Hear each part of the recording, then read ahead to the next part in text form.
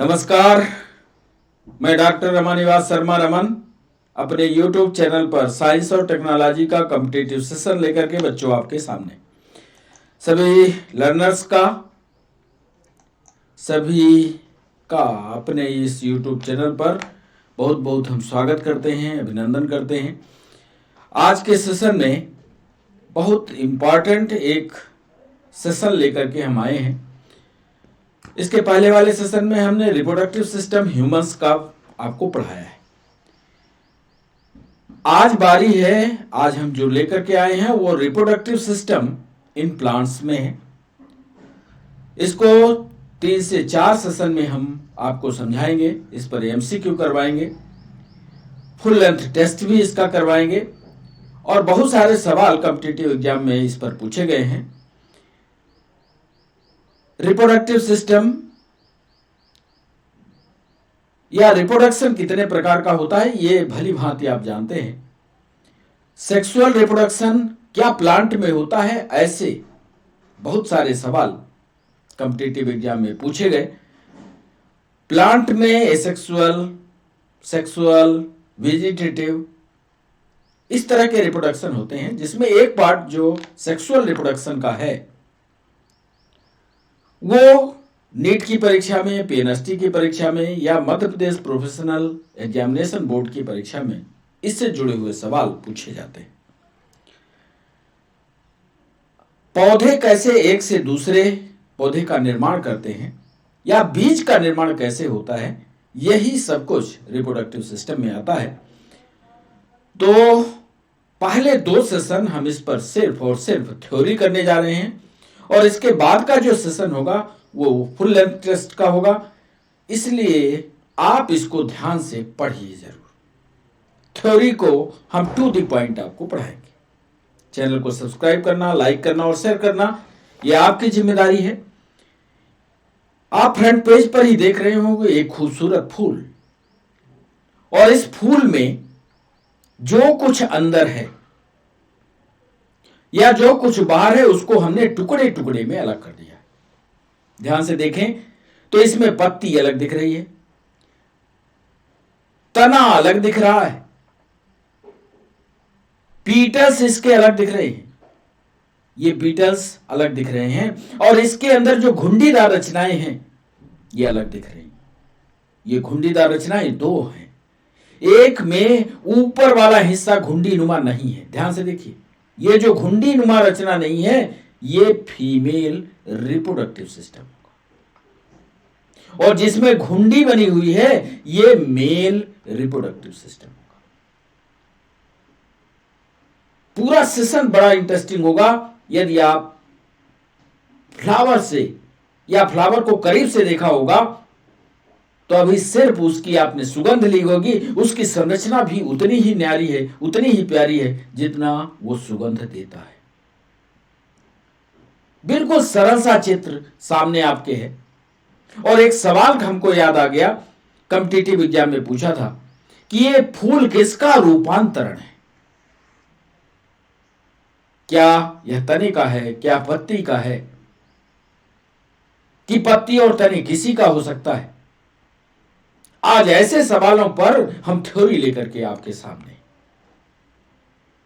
तो theoretical discussion में आगे आपको ले चले और सबसे पहले एक फ्लावर की एक संपूर्ण संरचना आपको दिखाते हैं। बहुत ही सरल है, जरा ध्यान से आप देखिएगा। एक फ्लावर, एक फूल आप अपने पास रख लीजिए। फ्लावर को जहां से अलग करते हैं, जहां से फ्लावर को आप अलग करते हैं वो संरचना क्या कहलाती है, ये ब्रिंथ कहलाता है। पिडन्कल इसको बोलते हैं, PEDUNCLE, या इसको ब्रिंथ बोलते हैं। ब्रिंथ से आपने फ्लावर को अलग कर दिया। अब यदि फ्लावर की संरचना में आप देखते होंगे तो वो डंडी आगे जाकर के थोड़ी सी मोटी दिख रही होगी। फ्लावर रखिए आप अपने सामने, और जो वो मोटी रचना आपको दिख रही है, थैलस जैसी रचना दिख रही है, दैट इज कॉल्ड रिसेप्टेकल, या इसी को थैलमस भी बोलते हैं। थैलमस भी बोलते हैं क्योंकि उसी पर फूल जो है वो स्थापित है। फिर थोड़ा और बढ़िए, जब आप ऊपर बढ़ेंगे तो दो चीजें आपको दिख रही होगी। कोई भी फूल यदि आपने रखा है, गुलाब का रखा है, गुड़हल का रखा है, कोई भी फूल रखा है, तो दो रचनाएं आपको दिख रही होंगी। एक जो पत्ती जैसी रचना हरी दिख रही होगी, ध्यान से देखिएगा, जो हरी रचना दिख रही होगी, 3 4, किसी में 2, किसी में 5, ऐसी जो हरी रचना दिख रही होगी, वो हरी रचना कैलिक्स कहलाती है। क्या कहलाएगी हरी रचना? कैलिक्स। और जो फूल के चारों तरफ रंगीन पत्ती जैसी रचना दिख रही होगी, जिसको आप सूंघते हो, वो करोला कहलाती है। करोला रंगीन। और करोला के ठीक नीचे जो पत्ती जैसी रचना आप देख रहे हो, ये कैलिक्स कहलाती है। कैलिक्स एक बेसिक संरचना आप फ्लावर की समझ लो, आपके लिए फ्लावर समझना बड़ा आसान हो जाएगा। फ्लावर में निचला हिस्सा कैलिक्स, और जो कलर्ड हिस्सा दिख रहा है वो करोला कहलाता है। इसीलिए हमने यहां लिखा है petals collectively called Corolla and sepals collectively called calyx. अब यदि बॉटनी को आपने थोड़ा और गहराई से पढ़ा है, तो इनको सेपल्स और पीटल्स के नाम से भी जानते हैं। और यदि पीटल और सीपल को नाम दोनों को जोड़ दिया जाए तो वह पेरिनेथ कहलाता है। यह भी आपको कॉम्पिटिटिव एग्जाम के हिसाब से तैयार रखना होगा कि यदि पीटल और सीपल या पेरिनेथ क्या होता है, तो बताइएगा। कैलिक्स और करोला जब आपस में मिल जाते हैं या दोनों को जोड़ करके बोला जाए तो वह पेरिनेथ कहलाता है। अब आपके समझ में एक फूल की संरचना आ चुकी होगी। साहब डंडे से अलग किया, पेड़ से अलग किया, वृंत निकाला, वृंत के ऊपर और फ्लावर के बीच में एक गद्देदार रचना है जिस पर फूल स्थित है, वह रिसेप्टिकल कहलाया। रिसेप्टिकल से आगे बढ़े तो हरी हरी रचनाएं टुकड़े में दिखाई दी, वो कैलिक्स कहलाई। और उसके ऊपर जो रंगीन भाग दिखा वो करोला कहलाया। क्या कठिनाई है? और अब इन कैलिक्स करोला सबको हटा दीजिए फूल से, और जैसे ही आप हटाएंगे आपको इस तरह की संरचनाएं भी दिखेंगी, जिसके ऊपर गोल घुंडी लगी होगी। कर लीजिए, प्रैक्टिकल कर लीजिए, देख लीजिए। जिसके ऊपर गोल घुंडी लगी होगी, जिसके ऊपर गोल घुंडी होगी, पक्का मानिएगा वह नर जनन अंग है। इसका नर जनन अंग है। और जिसके ऊपर गोल घुंडी नहीं लगी होगी और थोड़ा नीचे होगा, लंबाई में थोड़ा नीचे होगा, वो फीमेल रिप्रोडक्टिव सिस्टम होगा या मादा जनन अंग होगा। इसके बारे में विस्तार से हम आगे आपको पहला सेशन, दूसरा सेशन लेकर के समझाते रहेंगे, लेकिन यह भी उतना ही सरल है। नर जनन अंग, ध्यान से देखिए, नर जनन अंग में ये वाला डंडा दिख रहा है, एक गोल घुंडी दिख रही है, एक पतली लाइन जाकर के और यहां पर जाकर के चिपक गई है। इसमें दो ही रचना दिख रही। ऊपर एक थैला जो दिख रहा है, जिस थैले के अंदर कुछ बंद है, वो कहलाता है परागकोश, एंथर, यानी परागकण इसमें बंद है। और नीचे एक ट्यूबुलर रचना दिख रही है, वो कहलाती है तंतु या फिलामेंट। देख लो चित्र में सामने। और दोनों को मिला दिया जाए, परागकोश और फिलामेंट को मिला दिया जाए, क्या रचना बनेगी? स्टेमेन। ये सब लिखाएंगे हम। ऐसे ही उलट के आओ, मादा जननांग में कितने भाग होते हैं। अब मादा जननांग में गोल घुंडी ऊपर की तरफ नहीं बढ़ी होती, ध्यान से देख लो। एक पाइप सीधे नीचे आता है, ये जो पाइप सीधे नीचे आता है इसको स्टाइल बोलते हैं। ऊपर जो प्लेट जैसी रचना होती है उसको स्टिग्मा बोलते हैं। नीचे गोल जो संरचना, चौड़ी संरचना दिखती है उसको अंडाशय बोलते हैं। और जो इसके अंदर छोटी छोटी रचनाएं होती हैं उनको बीज बोलते हैं। जो ह्यूमन का रिप्रोडक्टिव सिस्टम है, जीवों का रिप्रोडक्टिव सिस्टम है, उससे सरल जो है रिप्रोडक्टिव सिस्टम प्लांट का होता है। कई बच्चों ने हमसे कहा कि सर इस रिप्रोडक्टिव सिस्टम, प्लांट के रिप्रोडक्टिव सिस्टम को भी पढ़ा दीजिए, इसलिए सेशन लेकर के हमारे। आज से ही आप सेशन को गंभीरता से पढ़ लीजिए। एक बार पढ़ेंगे कभी जीवन में नहीं भूलेगा और सारे उत्तर आपसे बनेंगे। एक फ्लावर की संरचना पहले ही पेज में हमने आपको समझा दी। कोई चीज नहीं समझ में आ रही आप कमेंट सेक्शन में कीजिए। हम जब इसका नेक्स्ट सेशन कर ले आएंगे तो उस चीज को भी शामिल कर लेंगे। चलिए, थ्योरेटिकल डिस्कशन जब हम इसका कर रहे हैं तो एक चित्र और आपको स्पष्ट रूप से दिखा करके बताना चाहते हैं। ये चित्र और थोड़ा स्पष्ट आपको बता रहा। ये देख लीजिए वृत्त वाला हिस्सा, ये तो आप देख ही रहे हो। ये वृत्त वाला हिस्सा, उस वाले चित्र पर जाइए। ये थैली वाला हिस्सा रिसेप्टेकल, ये जो पत्ती जैसी रचना बाहर दिखती है सेपल, ये वाला हिस्सा पीटल, और ये जो गोल घुंडी वाली रचना दिख रही है, देख रहे हो, एंथर कहलाता है ये। और एंथर से एक ट्यूब निकलती हुई जाकर के ओवरी के ऊपर स्थित हो गई, ओवरी से जुड़ गई। और ये जो रचना है ये फिलामेंट या तंतु कहलाती है। इसमें ये वाला जो हिस्सा होता है वो स्टिग्मा कहलाता है, ये हिस्सा स्टाइल कहलाता है। ये अभी हमने उधर बताया आपको। और ये जो चौड़ी रचना आपको सबसे नीचे थैलमस के ऊपर दिख रही है, ये अंडाशय कहलाती है। यहीं पर बीज बनता है। तो इस तरह से मेल और फीमेल रिप्रोडक्टिव सिस्टम को यही हमने अलग अलग करके आपको समझाने की कोशिश की। हालांकि आज के सेशन में सिर्फ और सिर्फ हम आपको मेल रिप्रोडक्टिव सिस्टम पर विशेष जानकारी देंगे, उसी को समझाएंगे, उसी पर थ्योरी लिखेंगे भी। फीमेल रिप्रोडक्टिव सिस्टम कल आपको समझाएंगे, या अगला जो वीडियो होगा हमारा वो फीमेल रिप्रोडक्टिव सिस्टम का कल होगा।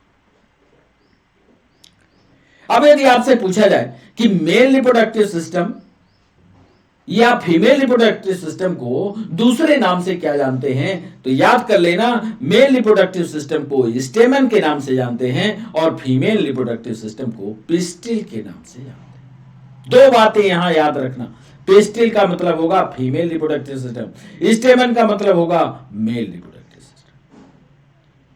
हमने जैसा कहा कि फीमेल रिप्रोडक्टिव सिस्टम कल के सेशन में लाएंगे, मेल रिप्रोडक्टिव सिस्टम पर आप अपना ध्यान केंद्रित कीजिए। मेल रिप्रोडक्टिव सिस्टम में दो ही चीजें हम बार बार बता रहे हैं। एक तो गोल गुंबद जैसी रचना जो ऊपर की तरफ होती है वो कहलाती है एंथर, हिंदी में इसको परागकोश कहते हैं, देख लो ये एंथर। और दूसरी हिस्सा जो होता है इसका तंतु का होता है ये फिलामेंट। बस दो ही रचना है। इसका काम है जो ऊपर है, इसका काम है सिर्फ मेल गैमीट्स का निर्माण। मेल गैमीट का मतलब स्पर्म का निर्माण।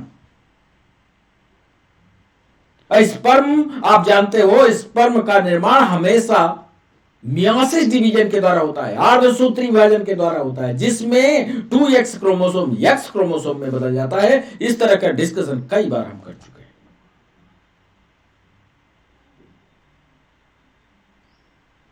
फिलामेंट का काम क्या होता है, यह भी सवाल पूछा गया। फिलामेंट का कोई बहुत बड़ा रोल नहीं है। फिलामेंट का सिर्फ रोल इतना है कि वो एंथर को उठाए रहता है, उसको ताकत देता है, कोई परिवहन नहीं करता। ध्यान से देखना, ये कोई परिवहन नहीं करेगा कि यहां से ये बीज को उठा करके सीधे अंडाशय में डालेगा, ऐसी प्रक्रिया नहीं होने वाली है। ये सिर्फ एंथर को टांगे रखता है ऊपर की तरफ, ये दिखता रहे। ऐसे ही फीमेल रिप्रोडक्टिव सिस्टम में की यदि बात करते हैं तो एक स्टिग्मा आता है, एक स्टाइल आती है, एक ओवरी आती है। तीन ही रचनाएं, इधर दो एंथर फिलामेंट, इधर स्टिग्मा स्टाइल और ओवरी। स्टिग्मा क्या होता है, ये फीमेल रिप्रोडक्टिव सिस्टम का सबसे ऊपरी हिस्सा है जिस पर ये उभार दिख रहे हैं। ऐसा लगता है रिसेप्शनिस्ट है, कोई चीज आएगी तो ये पकड़ने का काम करेगा। कभी किसी किसी में तस्तरी के नुमा होता है, फैला हुआ होता है, आ जाओ भाई बैठो। फिर इसके बाद एक लंबी ट्यूब जो दिख रही है नाली, ये परिवहन का काम करेगी, इसको स्टाइल कहते हैं। और सबसे नीचे पहुंचोगे तो एक चौड़ी रचना दिखेगी, यही इसका अंडाशय है या इसको ओवरी बोलते हैं। Stigma, top of pistil, sticky surface for pollen to stick to, ये चिपकने वाला होता है। ये इंतजार में होता है कि कहीं से पॉलन ग्रेन आए, कहीं से परागकण आए और ये चिपका ले,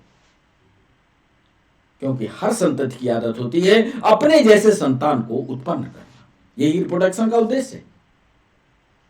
जनन का सिर्फ एक उद्देश्य है संतति को आगे बढ़ाना। उसी तरह से प्लांट भी चाहता है कि हमारी संतति बने आगे, दूसरा प्लांट आए। उसके लिए बीज के निर्माण के लिए हमेशा इसका स्टिग्मा वाला पार्ट जो है वो गीला होता है, तथा ये इंतजार में होता है कि कहीं से पॉलन ग्रेन आकर के उस प्लेट वाली रचना में बैठ जाए, फिर उस ट्यूब को पार करता हुआ, ध्यान से देखो, पॉलन ग्रेन को उसने बैठाया ऊपर, चिपका लिया और धीरे से वहां से क्रॉस कराता हुआ नाली से, जिसका नाम स्टाइल है, स्टाइल से होता हुआ ओवरी में जाकर के जो फीमेल का न्यूक्लियस होगा उसके साथ फ्यूज होकर के जायगोट का निर्माण कर और भविष्य में बीज का निर्माण कर देगा। बहुत सरल है, जरा ध्यान से भर समझ लो, कभी नहीं भूलेगा। एक चित्र और, ये ऐसा लगता है कि ये चित्र हाथ का बना,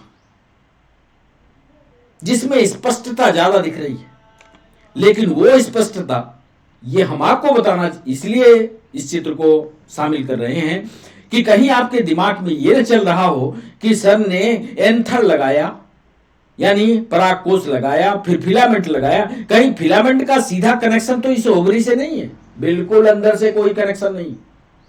ऐसा कभी आप मत सोचना कि यहां से पॉलन ग्रेन क्रॉस करता हुआ धीरे धीरे जाता हुआ और यहां ओवरी में चला जाएगा, कभी नहीं जाएगा।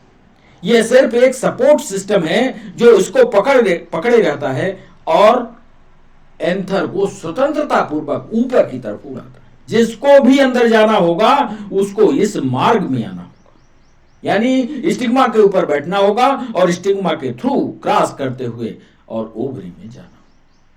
ऐसा नहीं कि यहां से आए और यहां से घुस लिए, ऐसा नहीं। इस चित्र को बताने के लिए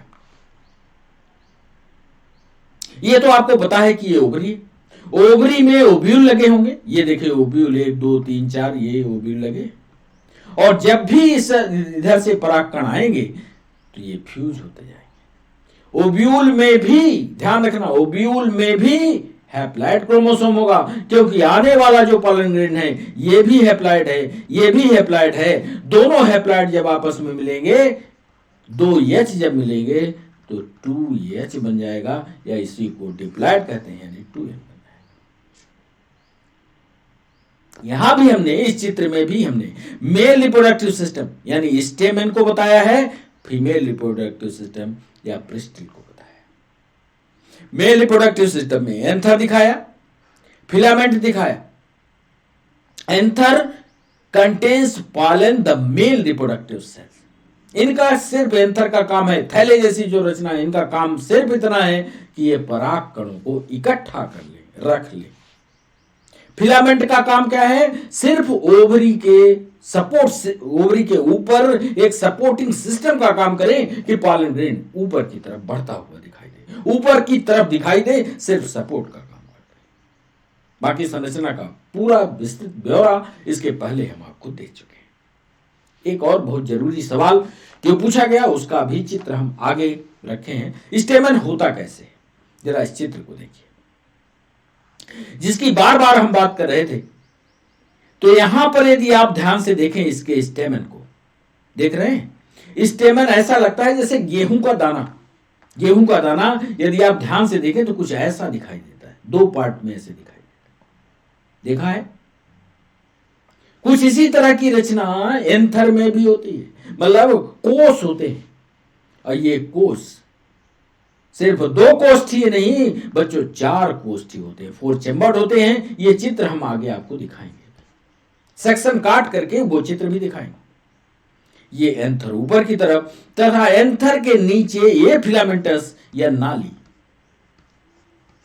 ये नाली या एक स्टोर सिस्टम, ये सपोर्ट सिस्टम इसको कह लीजिए, सपोर्ट सिस्टम की तरह ऊपर की तरफ एंथर को टांगे हुए ऊपर की तरफ दिखाई दे। यदि आप 11th और 12th के बच्चे हमारे साथ जुड़े हैं तो वो जब नोट्स बनाएं और कभी स्टेमन का या एंथर की संरचना पूछता है तो सीधा ये निकालें, डबल बार, ये 2 पार्ट इधर दिखाएं और 2 पार्ट दिखाने के साथ साथ इससे एक पाइप को जोड़ दें बोले साहब ये ओवरी के ऊपर जाकर के एक सपोर्टिंग सिस्टम के रूप में काम करता है। एंथर के अंदर पॉलन ग्रेन पाए जाते हैं।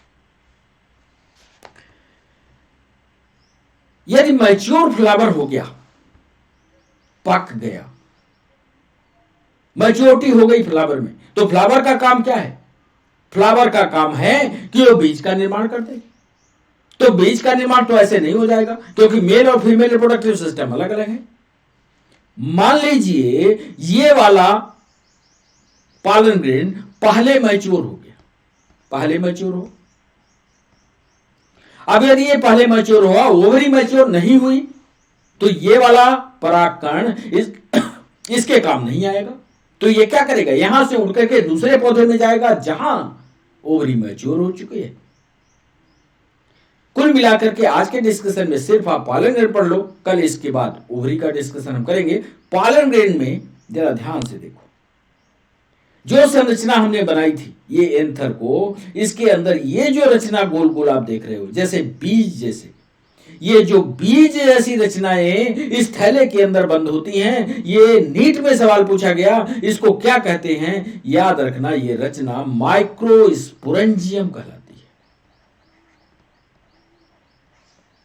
माइक्रोस्पोरेंजियम किसके अंदर होती है? पॉलन ग्रेन के अंदर जो परागकण होते हैं, मैच्योर होने के बाद जो फटते हैं, जो बाहर निकलते हैं, उसको माइक्रोस्पोरेंजियम कहते हैं। सिर्फ ये दिखाने के लिए हमने ये चित्र लगाया, बाकी सब कुछ वही है जो पहले के चित्रों में आपने देखा है। अब बोले साहब माइक्रोस्पोरेंजियम के अंदर क्या होता है? उसके लिए भी हमने सेक्शन बनाया, इस पर भी सवाल पीएनएसटी ने पूछा। तो जरा ध्यान से देखिए, यदि हम इसका ट्रांसफर सेक्शन, मान लो कोई ऐसी चीज है और सीधा ऐसे करके ट्रांसफर सेक्शन इसका काटते हैं, तो आंतरिक संरचना में पहुंचेंगे। यदि हम आंतरिक संरचना इसकी देखते हैं, ए में एक एंथर का ट्रांसफर सेक्शन काट दिया, तो इसमें 4 कोने दिखाई दे रहे हैं। ध्यान से देख लो बच्चों, 4 कोने दिखाई दे रहे हैं, 1 कोना, 2 कोना, 3 कोना और 4 कोना। एक बात और यहां ध्यान से देखो कि एक ये दीवार दिखाई दे रही, एक ये दीवार दिखाई दे रही। ये जो बाहर की दीवार होती है उसको एपिडर्मिस बोलते हैं, जो अंदर की दीवार होती है उसको एंडोथीसियम बोलते हैं। ध्यान से याद कर लेना, इसको क्या बोलते हैं? एंडोथीसियम बोलते हैं। और जो ये बीच वाली लेयर आप देख रहे हो, ये मिडी लेयर होती है, और इसी मिडी लेयर में कनेक्टिव टिश्यू, संयोजी ऊतक भरा होता है। उसी संयोजी ऊतक में कुछ विशेष कोशिकाएं होती हैं, उन विशेष कोशिकाओं को टैपिटम कहते हैं। ध्यान से सुन लो, एक हो गई एपिडर्मिस, एक हो गई एंडोथीसियम। एंडोथीसियम एपिडर्मिस के अंदर संयोजी ऊतक भरा होता है। उस संयोजी ऊतक में से कुछ कोशिकाएं विशेषीकृत होकर के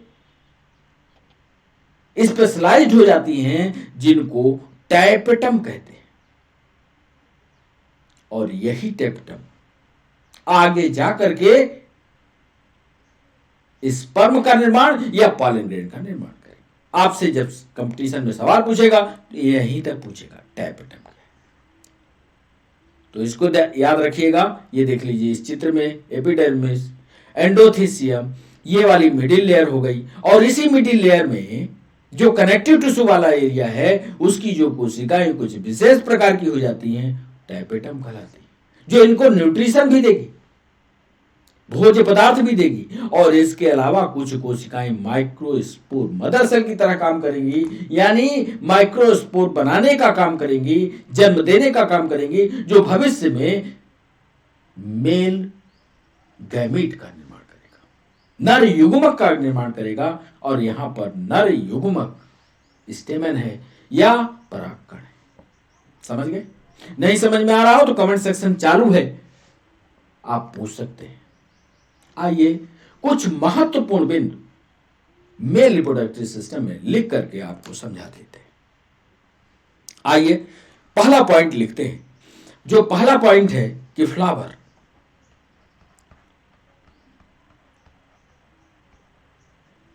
यानी पुष्प, फ्लावर यानी पुष्प, ध्यान से लिखिएगा, पुष्प एंजियोस्पर्मिक प्लांट में यानी आवृत बीजी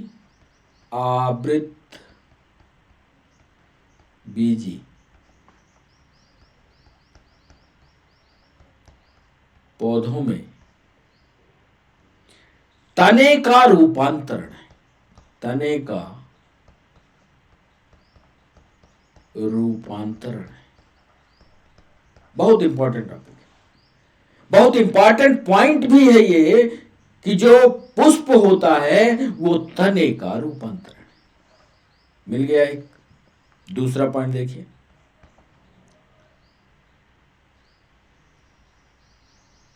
पुष्प यानी फ्लावर सेक्सुअल रिप्रोडक्शन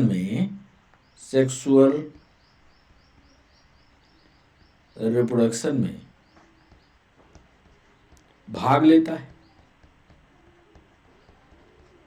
मान लीजिए फूल न बना होता या किसी पौधे में फूल नहीं बनता तो क्या उसमें लैंगिक जनन हो सकता है? लैंगिक जनन के लिए 2 यूनिट जरूरी है, स्पर्म चाहिए, ओवा चाहिए, और स्पर्म और ओवा का निर्माण तब होगा जब उसके अंदर फ्लावर का निर्माण होगा। पुष्प सेक्सुअल रिप्रोडक्शन में भाग लेता है।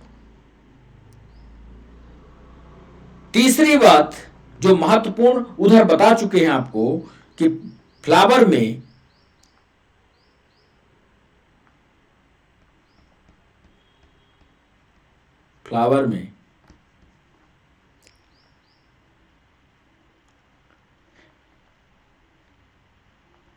पुमंग जिसको कहते हैं, हिंदी वाले बच्चे, पुमंग यानी एंड्रूसियम, एंड्रूसियम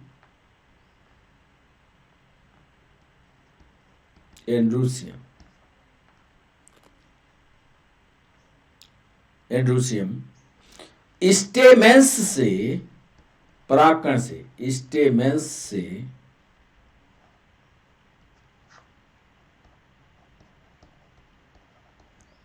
बने होते, जो नर जनन अंग को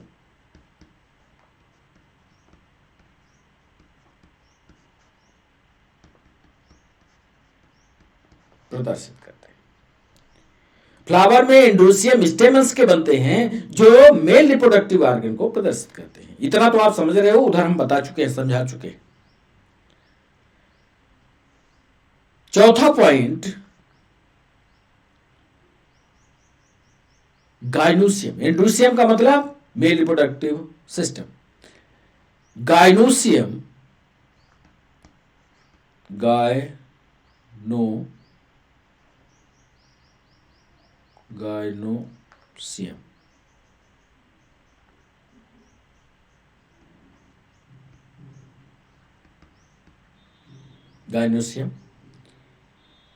या इसको जायांग बोलते हैं। जैसे यहां पुमंग बोले थे, ये पुमंग, इसको जायांग बोलते हैं। ये आपने 11th-12th में पढ़ा होगा। गाइनोसियम या जायांग पिस्टिल्स के बने होते हैं। अब पिस्टिल के कितने भाग हैं उधर हमने आपको डिस्कस करके बताया। पिस्टिल्स के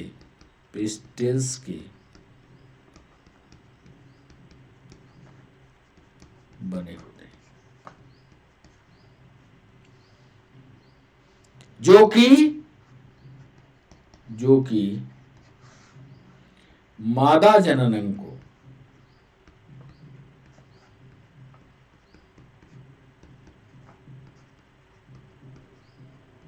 प्रदर्शित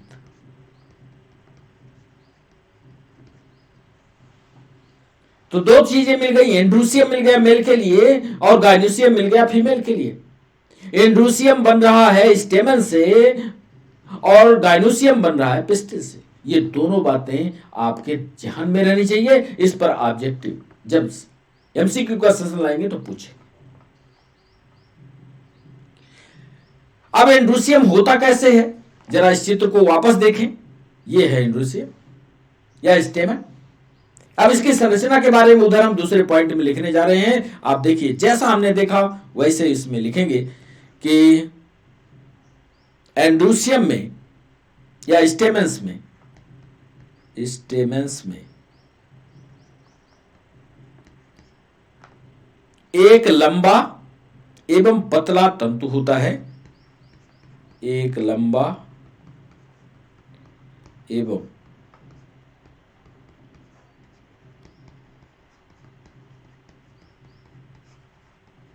पतला तंतु होता है।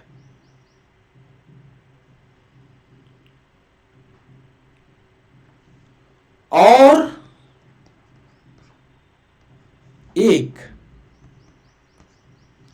थोड़ा बैक ले चले,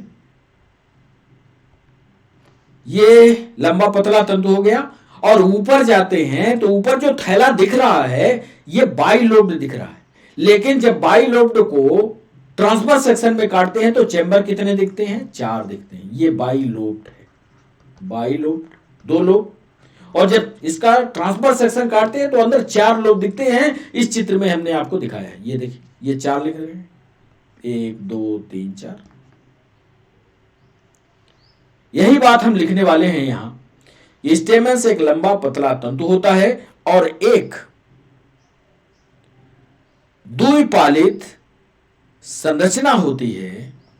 एक द्विपालित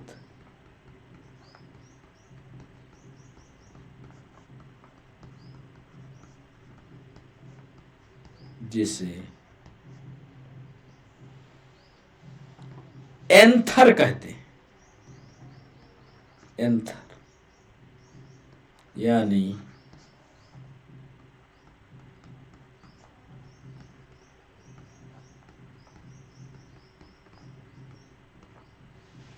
एंथर यानी पराग।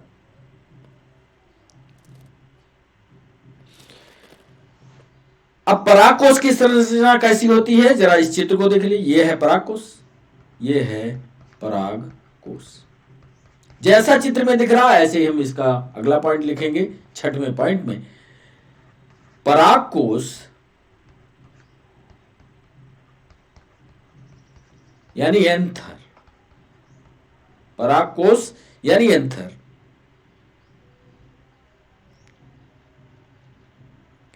4 पालियों से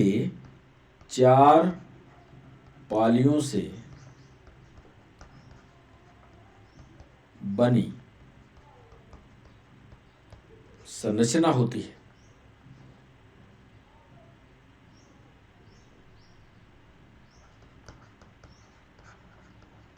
चार पालियों से बनी संरचना होती है, याद रखना। कितनी पालियों से? 4 पालियों से बनी संरचना होती है, जिसमें चार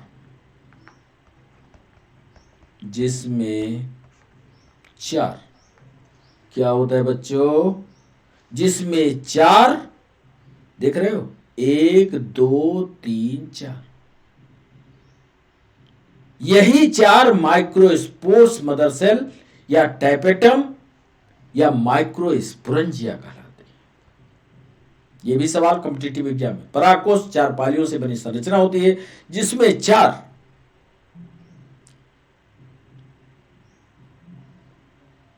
लघु बीजाणुधानी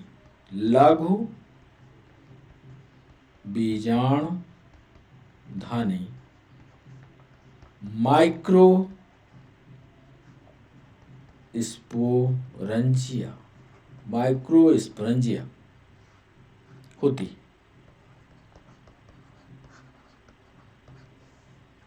सातवां पॉइंट लिखिएगा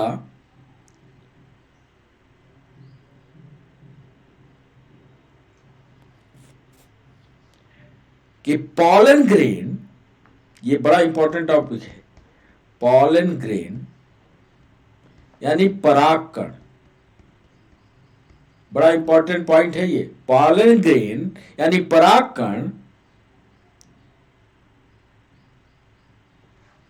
लघु यानी माइक्रो स्पोरंजिया स्पोरंजिया के अंदर, माइक्रोस्पोरेंजिया के अंदर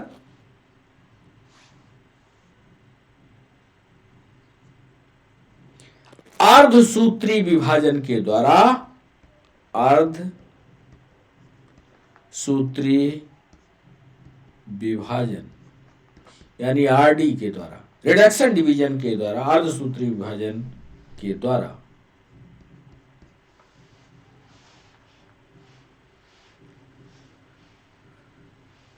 अर्धसूत्री विभाजन के द्वारा विकसित होते हैं।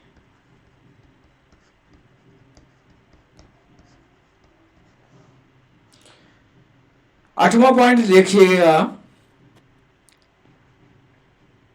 माइक्रोस्पोरेंजिया की संरचना। जरा फिर एक तो ये बता दिया, ये माइक्रोस्पोरेंजिया। इन माइक्रोस्पोरेंजिया की संरचना में ये 4 माइक्रोस्पोरेंजिया, 4 माइक्रोस्पोरेंजिया के अंदर छोटे छोटे इस तरह के परागकण। अब इस माइक्रोस्पोरेंजिया को घेरे हुए संरचना को बताने वाले हैं। इसके पहले हम डिस्कस कर चुके हैं कि एपिडर्मिस होगा, एंडोथीसियम होगा और फिर आगे वाली रचना होगी। इसका डिस्कशन और लिखते हैं 8वें पॉइंट पर कि माइक्रोस्पोरेंजिया माइक्रोस्पोरेंजिया 4 भित्तीय परतों से, 4 भित्तीय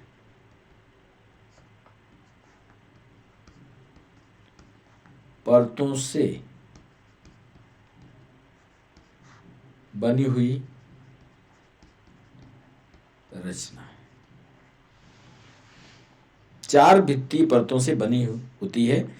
कौन कौन सी होती है जरा देखिएगा। एक तो एपिडर्मिस,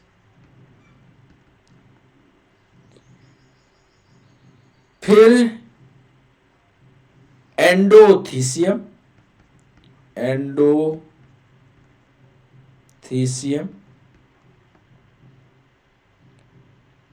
फिर मिडिल लेयर,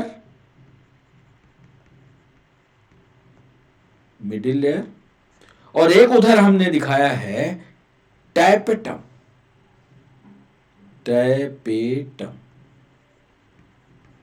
ये सब उधर समझा चुके हैं। ये 4 रचनाएं जो हैं, 4 भित्तियों से घिरी हुई रचना माइक्रोस्पोरेंजिया कहलाती है। इस पर बहुत सारे ऑब्जेक्टिव सवाल पूछे गए, जरा ध्यान से पढ़ लीजिएगा कि माइक्रोस्पोरेंजिया 4 भित्तीय परतों से बनी हुई रचना होती है। 4 भित्तीय परत होती है एपिडर्मिस, एंडोथीसियम, मिडिल लेयर और टैपेटम।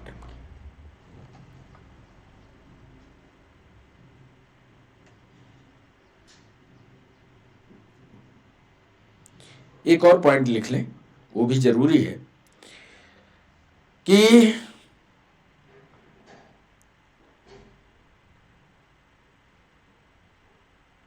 ये जो टिश्यू है, जिसको हम, ये देखिए कनेक्टिव टिश्यू है, इसको यदि कायदे से बोला जाए तो इसको बोलते हैं स्पोरोजीनियस टिश्यू, क्योंकि इसी से स्पोरेंजियम बनेगा। यह पूरा टिश्यू है, लेकिन कुछ टिश्यू जो होते हैं वो विशेषीकृत हो जाते हैं। जो विशेषीकृत हो जाते हैं उसको अलग चित्र में हमने गोला गोला करके दिखा दिया। ये जो गोला वाला है यही भविष्य में पॉलन ग्रेन का निर्माण करेगा। इसी का नाम होता है स्पोरोजीनियस टिश्यू। बस उसी के बारे में लिखना चाह रहे हैं हम। ये देखिए 9वें पॉइंट पर लिख रहे हैं कि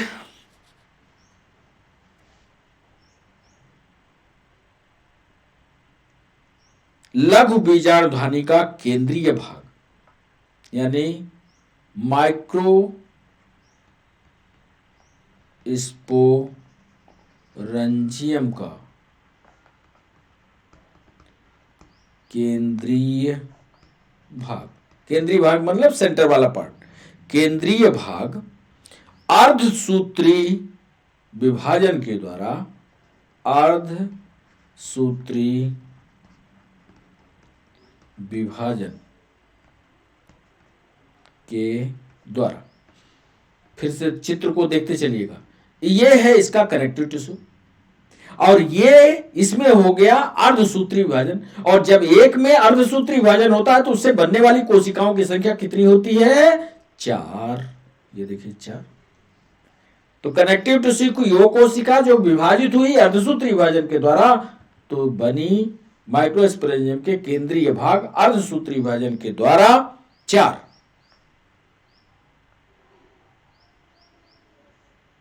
माइक्रोस्पोर्स, 4 माइक्रोस्पोर्स का निर्माण करते हैं।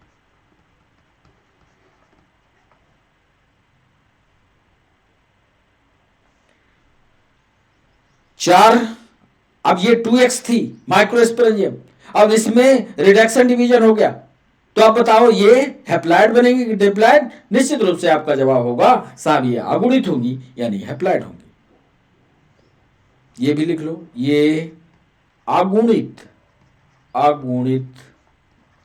होकर, ये अगुणित होकर लघु बीजाणु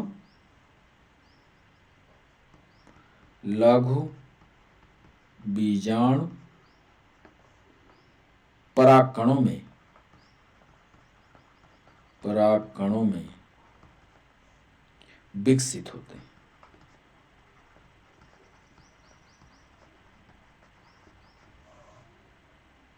दसवां पॉइंट, इस पर भी 10वें पॉइंट पर देखिएगा,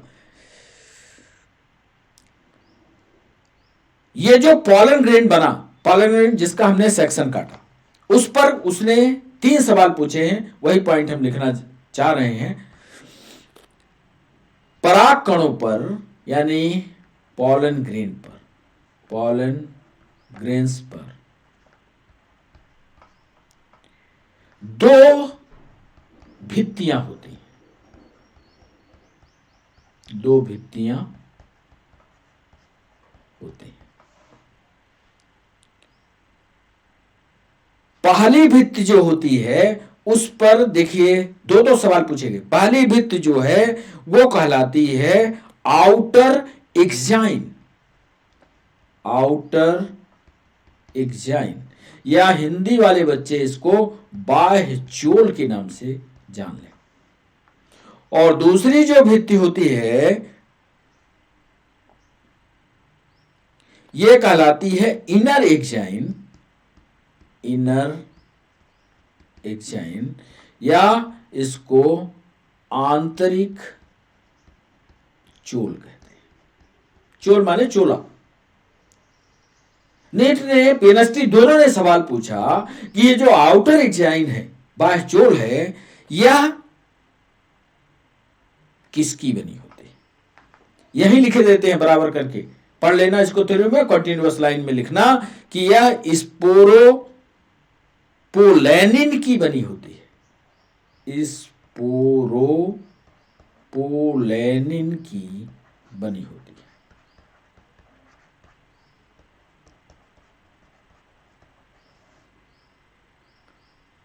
और जो इनर होती है वो किसकी बनी होती है? तो इसको लिख लेना पेक्टिन की, पेक्टिन और सेलुलोज की बनी होती है। ये काफी कॉम्पिटिटिव एग्जाम में, कई कॉम्पिटिटिव एग्जाम में ये सवाल पूछा गया है। पॉलन ग्रेन पर 2 दीवारें जिसमें outer exine, inner exine, outer exine sporopollenin की बनी होती है, जबकि इनर एक्साइन जो होती है वो पेक्टिन और सेलुलोज की बनी होती है। इस पॉलन ग्रेन के अंदर एक और पॉइंट लिख करके और फिर सेशन को रोकेंगे। इसमें 2 कोशिकाएं, इसमें 2 कोशिकाएं, पॉलन ग्रेन की बात कर रहे हैं, इसमें 2 कोशिकाएं, एक होगी सोमैटिक, एक होगी जेनेटिक, कायिक कोशिका और जनक, कायिक कोशिका और जनन कोशिका, कायिक कोशिका और जनन कोशिका।